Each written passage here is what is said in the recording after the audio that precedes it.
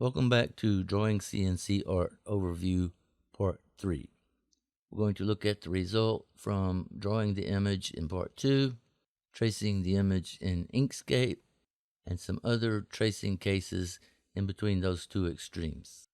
Which is not about, and the issue is not that there is anything wrong with tracing or tracing software or Inkscape. The problem is that ordinary images are not big enough or good enough or designed for CNC or intended for tracing, and all you can do with that is create a big mess and try to correct it, which is not what computers and vectors and software and CNC is good for. So let's start with the obvious, which is that the drawing came out glass smooth and designed for CNC.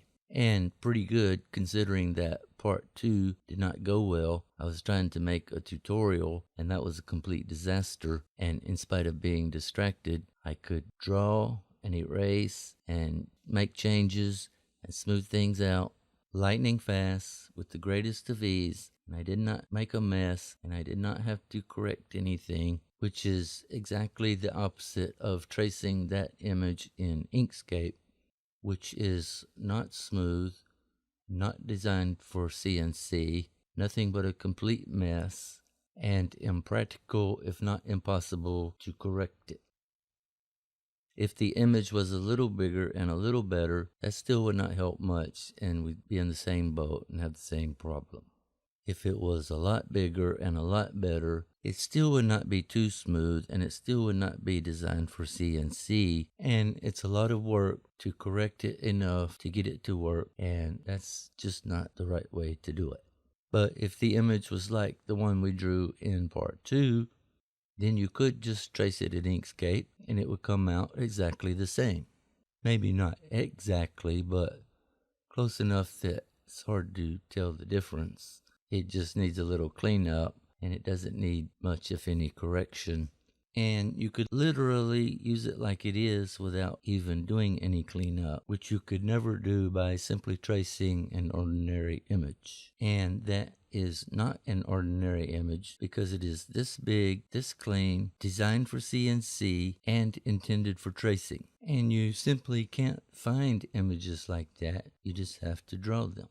And this image is 9,000 pixels across. If the image was half that size, it would look like this, which is still a lot bigger and better than an ordinary image. But if you trace that in Inkscape, then it comes out pretty good, but it starts to break down and it will need some cleanup. Like some things are not as smooth as they were. And you can see why I didn't draw the cross in part 2. Details that you would want to be sharp are starting to get a little bit wonky and crooked and messy. And that's from a very good, very high quality image. Much better than any ordinary image. And if we try that with an image that is half of that size, which is about 2,000 pixels across and pretty clean and pretty sharp, if we trace that in Inkscape, then it comes out like this, and we lost a lot of ground because we lost all the smoothness. And if it was an ordinary image that size that was not designed for CNC, then you would really have a lot of problems. And the more you look, the more you find wrong with it. That mess came from this image.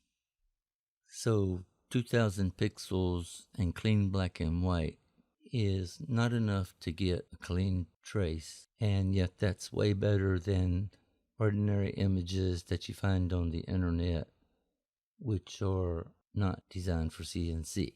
And that's why I don't care how good the image is. I do not ever use tracing software on ordinary images, and I know that I can draw it better, faster, and easier, no matter how good or how bad the image is.